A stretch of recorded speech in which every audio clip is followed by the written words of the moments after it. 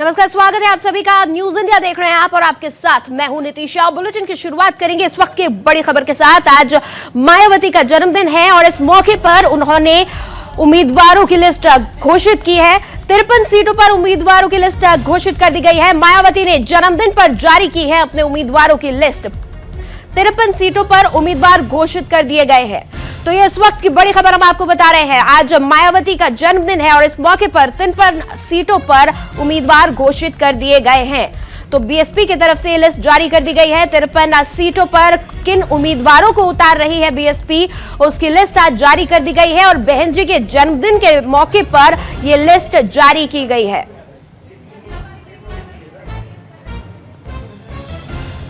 तो एक बड़ी खबर लगातार हम आपको बता रहे हैं। मायावती ने जन्मदिन पर 53 सीटों पर उम्मीदवार घोषित कर दिए हैं।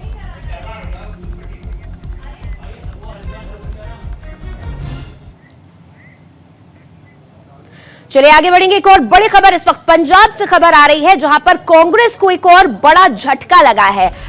तो बड़ी खबर पंजाब से, जहां पर कांग्रेस को एक और झटका। लगातार मुश्किलें बनी हुई हैं जैसे जैसे चुनाव नजदीक आ रहे। पूर्व मंत्री जोगिंदर मान आप में शामिल हो गए हैं। जोगिंदर मान ने कल कांग्रेस से इस्तीफा दे दिया था और आज आम आदमी पार्टी में शामिल हो गए हैं जोगिंदर मान। तो एक बड़ी खबर हम आपको बता रहे हैं पंजाब से, जहां पर पूर्व मंत्री जोगिंदर मान ने आपका साथ देने का फैसला किया है। कल कांग्रेस से इस्तीफा दे दिया था और आज वो आम आदमी पार्टी में शामिल हो गए हैं। अरविंद केजरीवाल के साथ उनकी तमाम तस्वीरें नजर आ रही हैं।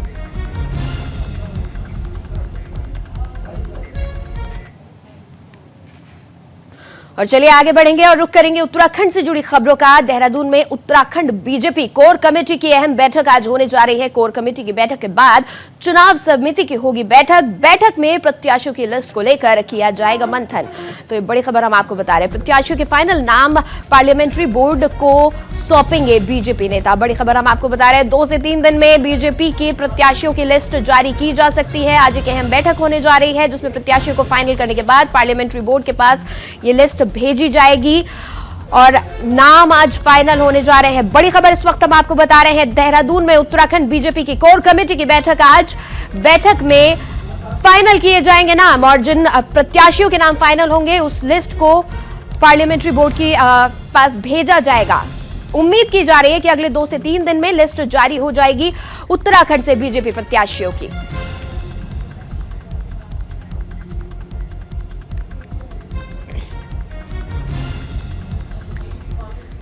और सीधा इस वक्त रुख करेंगे संजय का, जो हमारे साथ सीधा जुड़े हुए हैं हरिद्वार से। संजय, उम्मीद की जा रही है अगले 2 से 3 दिन में बीजेपी उत्तराखंड की लिस्ट जारी हो जाएगी प्रत्याशियों की। आज जो बैठक होने जा रही है, क्या अटकलें लगाई जा रही है उसको लेकर? देखिए नीतिशा, जिस तरह से लगातार 2022 के चुनाव की तारीख नजदीक आ रही है, तो वैसे सभी राजनीतिक पार्टी अपनी अपनी तैयारी में जुटी है, अपने अपने दावेदारों की सूची बनाने में लगी है। ऐसे ही भारतीय जनता पार्टी भी अपनी 2022 विधानसभा चुनाव की तैयारी युद्ध स्तर पर कर रही है। और आप देखें कि कुछ देर बाद आज एक कोर कमेटी की बैठक होगी, जिसमें खुद मुख्यमंत्री पुष्कर सिंह धामी और प्रदेश अध्यक्ष मदन कौशिक समेत तमाम बड़े नेता मौजूद हो गए। हालांकि इस बैठक में जो दावेदार है, जो उम्मीदवार है, उनके नामों पर मोहर लग सकती है। आप देख सकते हैं कि जिस तरह से लगातार ही जनता के बीच इनके पर्यवेक्षक पहुंच रहे थे। एक सर्वे के आधार पर एक लिस्ट, एक सूची बनाई गई है। हालांकि आज इस बैठक में उन नामों पर मोहर लग सकती है और जल्द ही आने वाले 2 से 4 दिन के अंदर ये पहली लिस्ट भारतीय जनता पार्टी की जो उम्मीदवारों की लिस्ट है वो कहीं ना कहीं जारी की जा सकती है। जी संजय, किन नामों की चर्चा इस वक्त सबसे ज्यादा की जा रही है? जो बड़े नाम है उनके बारे में क्या खबरें निकलकर सामने आ रही है? देखिए, अगर सूत्रों की माने तो लगातार ही भारतीय जनता पार्टी अपने जो बड़े नेता है, यानी बड़ी विधानसभा है, जो उन पर मंथन कर रही है। हालांकि बीते दिनों आपने देखा है कि प्रदेश कार्यालय पर एक बैठक की गई थी, जिसमें पार्टी के बड़े नेता शामिल हुए थे और जितनी भी 70 की 70 विधानसभाएं, सभी पर मंथन किया जा रहा है। हालांकि जिस तरीके से भारतीय जनता पार्टी ने कहा था कि हम आगामी 21 तारीख से पहले अपनी पहली सूची जारी कर देंगे, तो उसी पे कहीं ना कहीं मंथन किया जा रहा है। अब देखने वाली बात होगी किन बड़े नेताओं पर दांव भारतीय जनता पार्टी खेलती है, कौन सी विधानसभाओं की पहली सूची जारी सकती है, तो आने वाला वक्त बताएगा। बिल्कुल, बीते लेकिन दिनों हमने आज देखा कि काफी कुछ हुआ था उत्तराखंड सरकार में, लगातार जो है मुख्यमंत्री बदले गए और पुष्कर सिंह धामी को काफी कम वक्त मिला है। क्या कुछ साबित कर पाएंगे जनता के बीच और पार्टी आलाकमान के सामने, वो देखने वाली बात होगी। संजय, आप हमारे साथ बने रहिए। फिलहाल अगली खबर की तरफ हम बढ़ेंगे। उत्तराखंड के पूर्व मुख्यमंत्री विजय बहुगुणा ने बीजेपी में किसी भी तरह से असंतोष को खारिज कर दिया है। उन्होंने कहा कि बीजेपी की कोर कमेटी की बैठक में प्रत्याशियों के नाम को लेकर मंथन किया जा रहा है और पार्टी उन प्रत्याशियों को वरीयता देगी जो चुनाव में जीत हासिल करेंगे। विजय बहुगुणा ने कहा कि पार्टी में सभी लोग निष्पक्ष होकर प्रत्याशियों को लेकर मंथन कर रहे हैं और 2022 के चुनाव में एक बार फिर से उत्तराखंड में बीजेपी की सरकार बनेगी। आपको बता दें कि बीजेपी में टिकट के दावेदारों को लेकर तमाम तरह की खबरें सुर्खियों में हैं और कई दावेदारों में असंतोष जैसी खबरें भी आ रही हैं, जिसको पार्टी के वरिष्ठ नेता सिरे से नकार रहे हैं।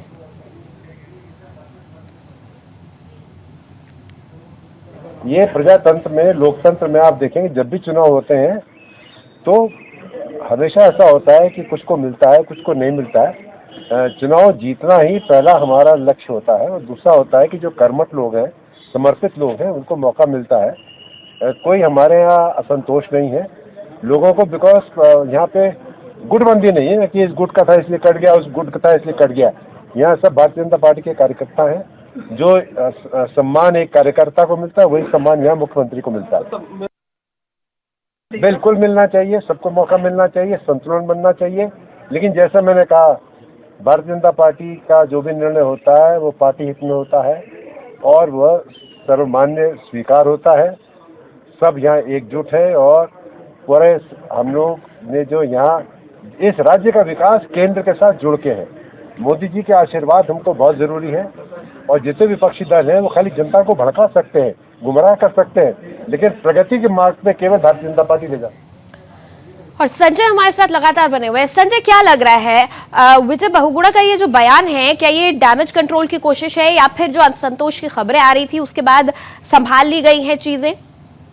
देखिए, जिस तरीके से पुष्कर सिंह धामी तीसरे मुख्यमंत्री के तौर पे काम कर रहे हैं, तो कहीं ना कहीं उनके सामने भी एक बड़ा चैलेंज है, क्योंकि 60 पार का लक्ष्य भारतीय जनता पार्टी किस तरह हासिल करती है ये तो देखने वाली बात होगी। लेकिन कहीं ना कहीं जो भारतीय जनता पार्टी है वो अपनी तैयारी में कोई कसर नहीं छोड़ रही है। हालांकि जो विजय बहुगुणा का बयान है उसमें साफ तौर पर कहा गया है कि जीत के फॉर्मूले पर काम कर रहे हैं। क्या जीत का फॉर्मूला होगा ये तो जनता बताएगी कि कौन सा फॉर्मूला है, क्योंकि कहीं ना कहीं पिछले सालों में जो कार्य किए हैं भारतीय जनता पार्टी ने उन्हें लेकर जनता के बीच पहुंच रहे। हालांकि हमने देखा है कि विजय संकल्प यात्रा के माध्यम से भी जनता के सुझाव लिए गए हैं, उसमें भी एक सुझाव पेटी रखी गई थी, जनता किस तरह के सुझाव दे रही है। लेकिन कहीं ना कहीं भारतीय जनता पार्टी के सामने एक बड़ा चैलेंज है। हालांकि जिस तरीके से पहले मुख्यमंत्री थे त्रिवेंद्र सिंह रावत, उसके बाद तीरथ सिंह रावत आए, तो कहीं ना कहीं जो मुख्यमंत्री पुष्कर सिंह धामी है उनके सामने एक बड़ा चैलेंज है, क्योंकि कहीं ना कहीं भारतीय जनता पार्टी का 60 पार का लक्ष्य है, वो एक बड़ा अपने आप में चैलेंज है। हालांकि लगातार ही जनता भी एक बार कितना भरोसा करती है ये आने वाला वक्त ही बताएगा। जी बिल्कुल, हमने ये देखा कि विजय बहुगुणा ने भी जो कहा कि अहम ये है कि जीत होनी चाहिए और जीत पार्टी की होती है। तो जिस तरह से मुख्यमंत्री बदले गए, तीसरे मुख्यमंत्री के रूप में पुष्कर सिंह धामी आए और लगातार कोशिशें की गई कि छवि को सुधार दिया जाए, चुनाव आने से पहले पहले चीजें सही कर दी जाएं, तो क्या लग रहा है कि इस वक्त जिस तरह से पार्टी में असंतोष की खबरें आ रही हैं, खबरें ऐसी भी हैं कि कुछ नेता जो है पार्टी छोड़कर जाने वाले हैं, उनके बारे में भी हम आगे बात करेंगे, तो ऐसा लग रहा है आपको अभी कि कुछ नेता जा भी सकते, जिस तरीके से हम देख रहे हैं कि उत्तर प्रदेश में काफी उठापटक मची हुई है, क्या उत्तराखंड में भी उसी उठापटक से बचने की कोशिश की जा रही है? देखिए, 2017 की बात कर लेते हैं। जब विधानसभा चुनाव हुए थे तो कहीं ना कहीं आधा दर्जन से ज्यादा जो नेता थे वो कहीं ना कहीं पार्टी से बगावत कर भाजपा में शामिल हुए थे। कहीं ना कहीं उसी की अटकलें इस बार लगाई जा रही है, क्योंकि 5 राज्यों में चुनाव होने हैं, उसमें मणिपुर है, गोवा है, पंजाब है, उत्तर प्रदेश है, उत्तराखंड है। हालांकि अगर विपक्ष की बात करें या कांग्रेस की बात करें तो तमाम उत्तराखंड ही ऐसा राज्य है जहां थोड़ी सी मेहनत करके जीत हासिल हो सकती है। लेकिन कहीं ना कहीं अपनी जो उम्मीद है, उम्मीदवार है, हालांकि अपनी अपनी दावेदारी सभी नेता जता रहे हैं। ऐसे में देखने वाली बात होगी भारतीय जनता पार्टी किसे अपना दावेदार चुनती है, किसे अपना उम्मीदवार चुनती है, और टिकट फाइनल होने के बाद ही एक बार फिर उठक पटक हो सकती है। हालांकि कई जो नेता है वो पार्टी भी छोड़ सकते हैं, और हरीश रावत कहे जाने वाले जो उत्तराखंड के पूर्व मुख्यमंत्री हरीश रावत है, उनकी भी उन चेहरों पर नजर है जिनके टिकट नहीं होंगे, तो कहीं ना कहीं उन्हें भी अपना सकती है। उन्हें भी कहीं ना कहीं जिस तरीके से दावे किए जा रहे थे। बात यह है कि उत्तराखंड की जनता भोली है लेकिन बेवकूफ नहीं है। जनता भोली है, आप कुछ काम करेंगे जनता के लिए, जनता को विकास नजर आएगा, जनता आपको वो दे देगी। लेकिन सवाल यहाँ पर ये उठता है कि क्या वाकई जनता की उम्मीदों पर खरा उतरे हैं। संजय हमारे साथ बने रहिएगा। फिलहाल एक और अहम खबर की तरफ हम बढ़ रहे हैं जहां पर बीजेपी में शामिल हो सकती है कांग्रेस नेता सरिता आर्या। कांग्रेस प्रदेश महिला मोर्चा की अध्यक्ष हैं सरिता आर्या, और नैनीताल से कांग्रेस की पूर्व विधायक रही हैं सरिता आर्या। प्रहलाद जोशी और रमेश पोखरियाल से सरिता आर्या मुलाकात कर चुके हैं। तो ये बड़ी खबर हम आपको बता रहे हैं। नैनीताल से कांग्रेस की पूर्व विधायक सरिता आर्या के बीजेपी में शामिल होने की खबरें आ रही है। कांग्रेस से पूर्व विधायक रह चुकी हैं। बड़ी खबर हम आपको बता रहे हैं, बीजेपी में शामिल हो सकती है कांग्रेस नेता सरिता आर्या।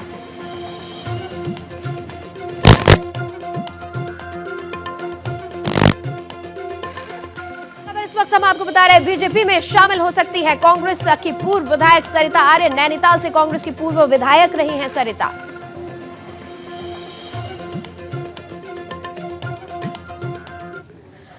और संजय लगातार हमारे साथ जुड़े हैं। संजय, उठापटक शुरू हो चुकी है, दल बदल की राजनीति शुरू हो चुकी है, क्या लग रहा है सरिता आर्य के बारे में तस्वीर कब तक साफ हो पाएगी? देखिए नीतीश सर, जिस तरीके से 2022 के चुनाव नजदीक है, ऐसे में ये पहला मामला नहीं है। आपने देखा है कि 2017 में भी लोगों ने, जो नेता थे उन्होंने भी दल बदलने की जो राजनीति थी वो देखने को मिली थी। लेकिन जो इस बार है वो भी कहीं ना कहीं जो नेता है वो दल बदले। ऐसे में जो नैनीताल से पूर्व विधायक है सरिता आर्या, वो एक बार फिर भाजपा ज्वाइन कर सकती है। ऐसे में लगातार ही जो नेता है वो एक दूसरे के खेमे में जा रहे हैं, क्योंकि कहीं ना कहीं जो पार्टियां है वो भी जीत के फॉर्मूले पर काम कर रही है, और कौन उनको जीत हासिल दिलवा सकता है इसी भरोसे पे वो अपना उम्मीदवार चयन करेगी। हालांकि पहली सूची में किन किन के नाम होंगे वो देखने वाली बात होगी। लेकिन ये बड़ी खबर है, आपको साफ कहा जा सकता है कि जिस तरीके से लगातार सरिता आर्या की जो खबर चल रही है कितनी सच साबित होगी ये तो आने वाला वक्त बताएगा। लेकिन जिस तरीके से वो भाजपा नेताओं के संपर्क में है, ये एक अपने आप में एक बड़ी बात है। जी बिल्कुल, जैसे ही आप दूसरी पार्टी के नेताओं के संपर्क में आते हैं, अटकलों का बाजार गर्म हो जाता है। संजय हमारे साथ बने रहिएगा। एक और अहम खबर इस वक्त मेरे पास आम आदमी पार्टी से जुड़ी, जहां पर आम आदमी पार्टी ने प्रत्याशियों की तीसरी लिस्ट जारी कर दी है। आम आदमी पार्टी ने तीसरी लिस्ट में 9 प्रत्याशियों के नाम जारी किए हैं। अब तक पार्टी ने 51 प्रत्याशियों के नाम फाइनल कर दिए हैं। पहली लिस्ट में 24 प्रत्याशियों के नामों की घोषणा की गई थी। दूसरी लिस्ट में 18 प्रत्याशियों के नाम घोषित किए गए थे, और विधानसभा चुनाव को लेकर हर बूथ पर मजबूत कैंडिडेट्स को उतार रही है आप। तो ये बड़ी खबर हम आपको बता रहे हैं। आम आदमी पार्टी ने प्रत्याशियों की अपनी तीसरी लिस्ट जारी कर दी है। इससे पहले 2 लिस्ट में उन्होंने पहली लिस्ट में 9 प्रत्याशियों के नाम जारी किए थे, और दूसरी में 24 प्रत्याशियों के नाम जारी किए थे। अब तक कुल 51 प्रत्याशियों के नाम जारी कर चुकी है आम आदमी पार्टी। कोशिश है आम आदमी पार्टी की मजबूत कैंडिडेट्स उतारने की, और लगातार पार्टी की कोशिश एक और कि दिल्ली मॉडल को उत्तराखंड मॉडल में तब्दील कर दिया जाए। अब कितना ये कारगर होगा वक्त बताएगा। 51 प्रत्याशियों के नामों की फिलहाल आम आदमी पार्टी घोषणा कर चुकी है।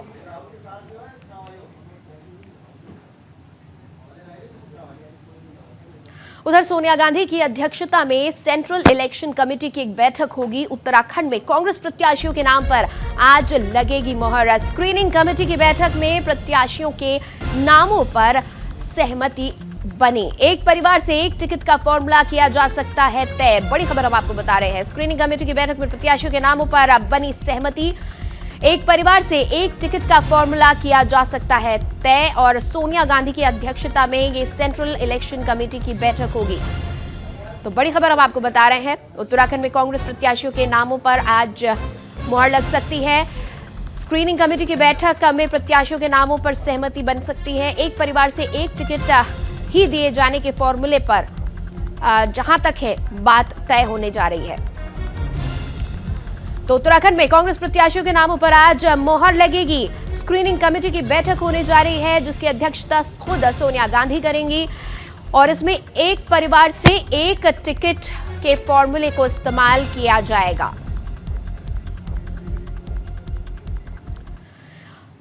संजय, आज कांग्रेस की जो स्क्रीनिंग कमेटी है उसकी भी बैठक होने जा रही है। खुद सोनिया गांधी जो है इसमें मौजूद रहेंगी, उनकी अध्यक्षता में बैठक होगी।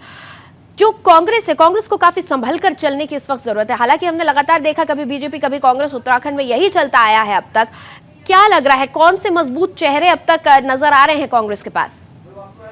देखिए, लगातार ही उत्तराखंड की राजनीति की अगर बात की जाए तो पिछले जिस तरह से रहा है एक के बाद एक, यानी कांग्रेस भाजपा और कांग्रेस भाजपा रही है, लेकिन इस बार तीसरी पार्टी यानी आम आदमी पार्टी भी है, तो कहीं ना कहीं राजनीति में जिस तरह से बदलाव भी आ सकता है। तो ऐसे में लगातार ही कांग्रेस चिंतन मंथन कर रही है। और आपने बीते दिनों देखा है कि जो स्क्रीनिंग कमेटी की बैठक हुई थी उसमें खुद कांग्रेस कमेटी के चेयरमैन जो अविनाश पांडे मौजूद रहे थे और पार्टी के जो बड़े नेता यानी दिग्गज नेता भी मौजूद रहे थे और लगातार ही चिंतन मंथन कर रहे थे। हालांकि भले ही कांग्रेस से एकजुट होने की बात करती है, लेकिन जो गुटबाजी की राजनीति है उसमें प्रीतम गुट है और हरीश रावत गुट है, तमाम तरह के अपने अपने उम्मीदवारों पर दांव खेलने की बात कह रहे हैं। लेकिन आज जिस तरीके से खुद सोनिया गांधी की अध्यक्षता में बैठक होगी और उसमें अंतिम निर्णय लिया जाएगा और उसके बाद केंद्रीय सूचना जो समिति है उसको रिपोर्ट सौंपी जाएगी, तो कहीं ना कहीं आज शाम तक ये फैसला आ जाएगा और उत्तराखंड की 70 विधानसभाओं पे जो उम्मीदवार होंगे उन पर निर्णय लिया जाएगा। लेकिन जिस तरीके से एक परिवार से एक ही टिकट के फॉर्मूले की भी बात यहां पर हो रही है, क्योंकि कांग्रेस पर लगातार ये इल्जाम लगते रहे हैं कि कांग्रेस परिवारवाद को ही आगे बढ़ाती है और एक ही परिवार पूरी पार्टी को चला रहा है। तो ऐसी ही छवि कहीं उत्तराखंड में ना बन जाए, इसी तरह की चीजें कहीं उत्तराखंड के जनता के सामने मुद्दा बनकर ना उभर जाए, इस चीज का भी ध्यान रखा जा रहा है कि तमाम नेताओं को संतुष्ट भी करना है, तमाम गुटों को संतुष्ट भी करना है और जनता के सोच को भी ध्यान में रखना है, पार्टी की छवि को भी ध्यान में रखना है। देखिए, लगातार ही कांग्रेस पार्टी है जो वो जीत के फॉर्मूले पर काम कर रही है, क्योंकि जब जब हमने देखा है कि कई बार कांग्रेस पर आरोप भी लगे हैं कि अपने ही परिवार को यानी एक ही परिवार के कई कई उम्मीदवार कई कई कैंडिडेट है वो विधानसभाओं को टिकट बांटे जाते हैं। लेकिन इस बार जो फॉर्मूला रहेगा शायद वो रहेगा कि एक परिवार के एक ही व्यक्ति को टिकट होगा, यानी एक उम्मीदवार को टिकट होगा। और आज जिस तरीके से ये बैठक होनी है इसमें शाम तक ये फैसला आ जाएगा और अंतिम फैसले पर भी मोहर लग जाएगी। अब देखने वाली बात होगी कैंडिडेट कौन होंगे, क्योंकि कांग्रेस के लिए बहुत अहम जरूरी हो जाता है जीत के फॉर्मूले पर जिस तरीके से कांग्रेस काम कर रही है। इस वक्त हर पार्टी अपना अपना जीत का फॉर्मूला लेकर आगे आ रही है, क्योंकि जनता जनार्दन है, जनता किसके सिर ताज पहनाएगी इसी को लेकर तमाम पार्टियां अब कोशिशों में लगी हुई है। संजय, आप हमारे साथ बने रहिएगा। फिलहाल अगली खबर की तरफ हम बढ़ रहे हैं। बात चमोली की, जहां पर बीजेपी कैबिनेट मंत्री पर एफआईआर दर्ज की गई है। बड़ी खबर, कैबिनेट मंत्री धन सिंह रावत पर एफआईआर दर्ज। धारा 144 के उल्लंघन करने पर एफआईआर हुई है दर्ज। बीजेपी नेता रघुवीर बिष्ट समेत 11 लोगों पर एफआईआर दर्ज की गई है। फ्लाइंग स्क्वाड ने गोपेश्वर थाने में दी है तहरीर। तो ये बड़ी खबर हम आपको बता रहे हैं, गोपेश्वर थाने में फ्लाइंग स्क्वाड ने तहरीर दी है और इसमें 11 लोगों पर एफआईआर दर्ज की गई है। बीजेपी नेता रघुवीर बिष्ट भी इसमें शामिल है। धारा 144 के उल्लंघन को लेकर ये पूरी एफआईआर दर्ज की गई है। तो बड़ी खबर, कैबिनेट मंत्री धन सिंह रावत पर एफआईआर दर्ज। चमोली में बीजेपी कैबिनेट मंत्री पर एफआईआर दर्ज हुई है। कैबिनेट मंत्री पर धारा 144 के उल्लंघन को लेकर यह एफआईआर दर्ज की गई है, जिसमें 11 लोगों का नाम शामिल है। और संजय लगातार हमारे साथ बने हुए हैं। संजय, 11 लोगों के नाम शामिल है इस एफआईआर में, जिसमें सबसे बड़ी बात आती है कि कैबिनेट मंत्री का भी नाम शामिल है। तो ये एक बड़ा मसला हो जाता है ठीक चुनाव के वक्त।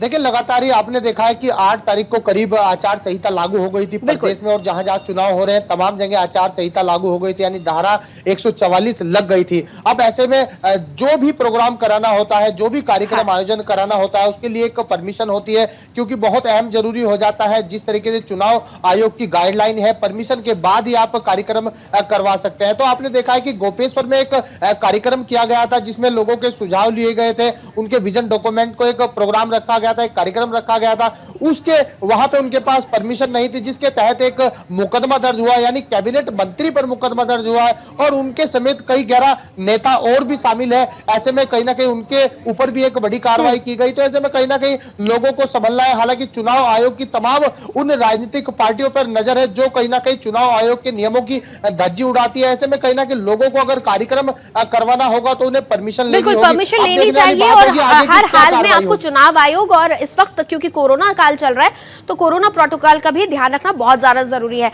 संजय, बहुत बहुत शुक्रिया हमारे साथ जुड़ने के लिए और इस तमाम जानकारी के लिए। फिलहाल बढ़ेंगे आगे। अगली खबर उत्तराखंड के पहाड़ों में जहां पर लगातार बर्फबारी हो रही है और वहीं मैदानी इलाकों में भी घने कोहरे के आगोश में मैदानी इलाका नजर आ रहा है। देहरादून, ऋषिकेश, हरिद्वार में हल्की बूंदाबांदी हो रही है और कोहरे की वजह से कड़ाके की ठंड भी पड़ रही है। इससे लोग घरों में कैद होकर रह गए हैं। सड़क और रेल यातायात के साथ साथ जनजीवन काफी हद तक प्रभावित हो रहा है। वहीं हमारे संवाददाता संजय पुंडर ने जायजा लिया। उत्तराखंड के पहाड़ों में जहां लगातार बर्फबारी हो रही है तो वहीं उत्तराखंड के मैदानी जिलों में भी हल्की बूंदाबांदी और कोहरे के चलते यातायात प्रभावित हो रहा है। इस वक्त आप देख सकते हैं कि हम नेशनल हाईवे दिल्ली देहरादून पर मौजूद है। आप देख सकते हैं कि कोहरे के कारण यातायात कितना प्रभावित है। हालांकि जिस तरह से रोजाना यातायात चलता था, गाड़ियां चलती थी, वो कहीं ना कहीं उनकी मात्रा भी कम दिखाई दे रही है।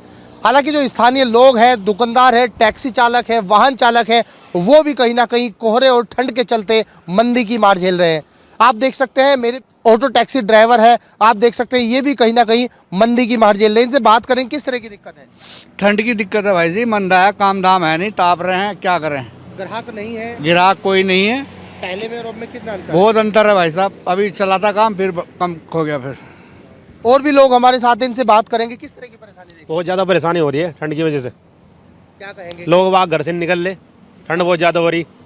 कुछ ये कोरोना महामारी बहुत ज़्यादा हो रही है, इसमें ध्यान रखिए अपना, बहुत ज़्यादा हो रही है। तो और भी लोग हैं, इनसे भी बात करेंगे किस तरह की दिक्कत दिखाई दे रही है। भाई साहब काम धंधा है ही नहीं, ठंड की वजह से जो लोग निकल रहे थे थोड़े बहुत वो भी नहीं निकल रहे हैं। अब यहाँ सुबह आते हैं और शाम को खाली चले जाते हैं। डीजल के पैसे भी नहीं आ रहे और क्या इससे ज़्यादा कहें। कोरोना का भी बहुत ज़्यादा असर है, कोरोना की वजह से भी लोग नहीं आ पा रहे हैं। तो कहीं ना कहीं जो लोग हैं वो मंदी की मार झेल रहे हैं। हालांकि पूरे दिन इंतजार लोग करते हैं, उसके बाद भी इनको सवारियां नहीं मिलती, यात्री नहीं मिलते। और भी स्थानीय लोग हमारे साथ, इनसे बात करेंगे। क्या नाम है आपका? अनुज कुमार। ठंड के कारण कितनी परेशानी हो रही है? बहुत ज़्यादा परेशानी हो रही है सर। क्या कहेंगे घर से बाहर निकलना भारी हो रहा है कि आज तो धुंध बरस रही है और यातायात हर चीज़ पे फर्क पड़ रहा है इस चीज़ का। तो कहीं ना कहीं स्थानीय लोग हो या फिर टैक्सी ड्राइवर हो, सभी का जीवन ठंड के कारण प्रभावित हो रहा है। अपने सहयोगी परवेश राय के साथ मैं संजय पुंडीर, न्यूज़ इंडिया, हरिद्वार। उधर हरिद्वार में कोरोना संक्रमण की तीसरी लहर को मात देने के लिए स्वास्थ्य कर्मचारियों और फ्रंटलाइन वर्कर्स के साथ ही बुजुर्गों को टीके लगवाने के लिए 10 जनवरी से अभियान शुरू कर दिया गया था। जनपद में 200 से ज्यादा आसपास जो है केंद्र बनाए गए हैं और हर दिन यहां पर डोज दी जा रही है। 1533 फ्रंट लाइन वर्कर्स, स्वास्थ्य कर्मचारियों और बुजुर्गों को डोज लगाई गई है।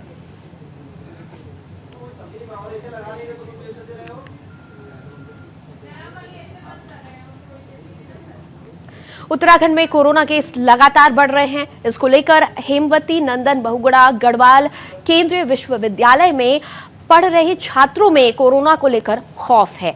इसको लेकर अब छात्र विश्वविद्यालय प्रशासन से परीक्षाएं स्थगित करने की मांग कर रहा है। वहीं आज छात्र विश्वविद्यालय के ऑफिस पहुंचे और परीक्षाएं स्थगित करने की मांग करते हुए जमकर हंगामा किया।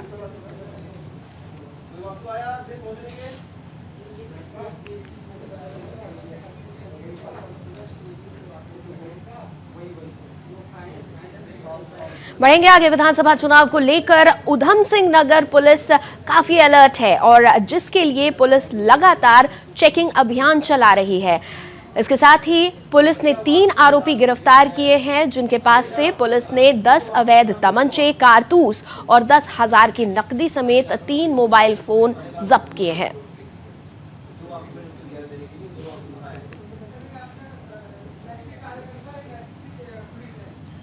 तो हमारी पुलिस ने 10 तमंचे जिसमें 3 हैं 12 बोर के और 7 हैं 315 बोर के, 22 कार्टेजेज हैं, इसमें 14 हैं आपके 12 बोर के और 8 हैं 315 बोर के। इसमें 3 अभियुक्तों को पकड़ा गया है, जिसमें एक महिला है, 2 पुरुष हैं।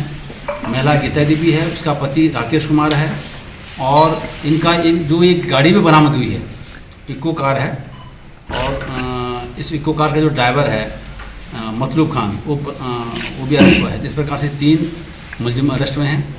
और इस पिछले साल अभी तक की जो सबसे बड़ा अभी तक खेप इस उधम सिंह नगर में बरामद हुई है। पूरी टीम को 25,000 का मेरी तरफ से इनाम है, और ये अच्छा काम हुआ है।